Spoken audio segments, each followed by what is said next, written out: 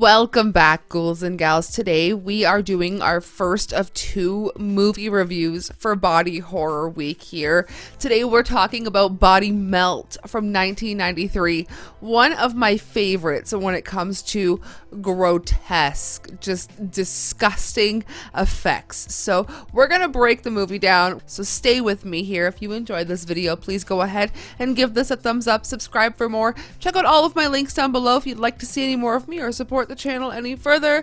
Let's just dive into everything Body Melt.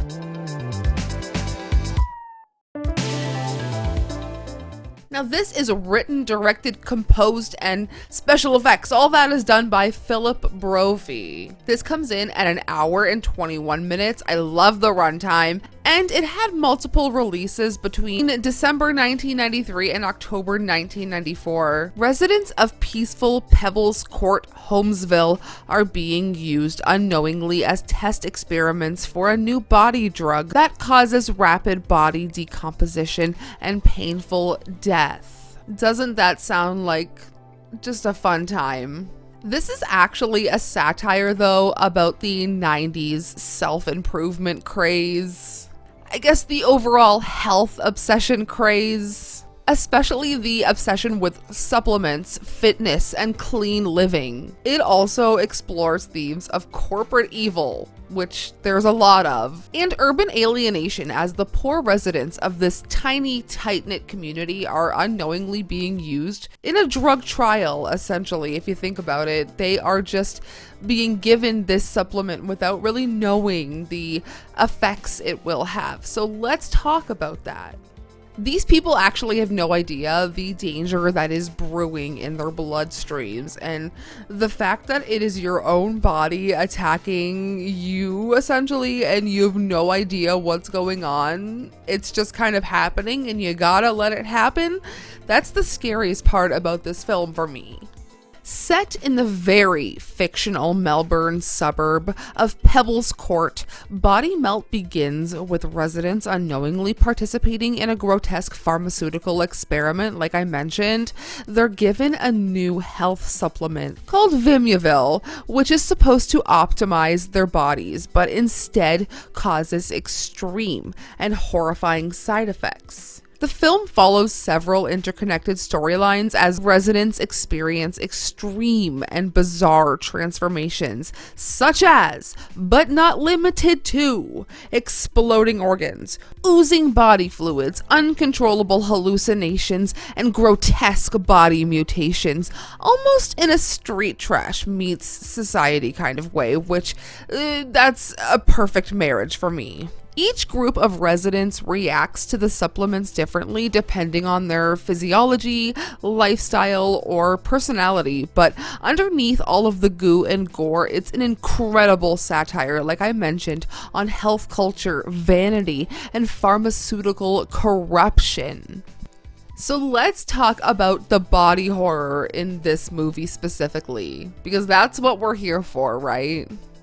In this film specifically, in Body Melt, we get some incredible body horror sequences that are just, they are really good, but they are really pushing it.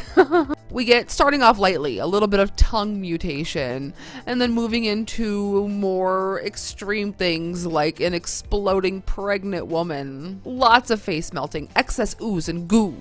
The practical effects are so over the top in this film, and they really do draw from Aussie gore cinema and Italian splatter films, which once again is a perfect marriage for me. So really quickly, I'm going to take 1 minute to just thank my patrons. If you've come this far, thank you very much to my patrons.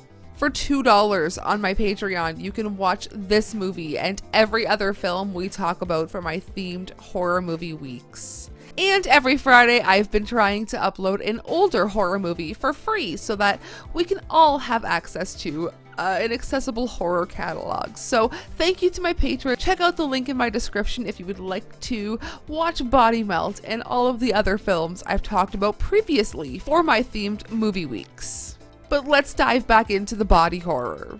The effects were a mix of prosthetics, animatronics, slime pumping rigs, and a lot of this was inspired by movies like The Thing, The Fly, and Reanimator, some of my very favorites. And this film is often compared to Brain Dead or Dead Alive, directed by Peter Jackson, that I mentioned in my top 10, my previous video. This film was originally a 4-part TV miniseries titled Body Melt: The Neighborhood Watch. And you can almost feel the kind of episodic structure in the final product. But this was shot in Melbourne, Australia, in normal, like regular houses, and it kind of juxtaposes a actual real life feel with this crazy out of this world body horror.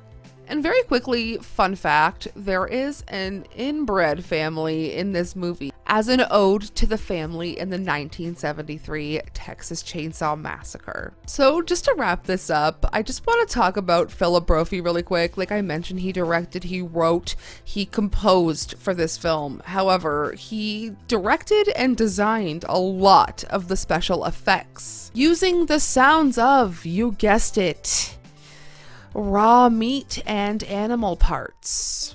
He recorded sounds like chicken being slapped together, organs being mushed and mashed and manipulated. He also squished a lot of gelatin, which gave this film the signature squelching noise. Stranger Things also uses a lot of squelching. But with its uncomfortable realism and surreal visuals, Body Melt is truly a memorable 90s body horror. This movie came out the year I was born. Let me know if you were also born in 1993. I really love this film. It really does give me the street trash grossness with an entirely different story, and I love that. So let me know if you've seen Body Melt. Check out my Patreon, and for $2 you are able to watch this film in full. I'm still kind of on the fence about what our next movie review is going to be. I'm in crunch time here, but I'll see you when I see you. Should be on Friday. And hey, let me know your thoughts on body horror. Do you like it? Do you not like it? Does it make you uncomfortable? Does it make you uncomfortable in the way that you're intrigued, like me? I'll see you very soon. Sayonara, Spooky fam.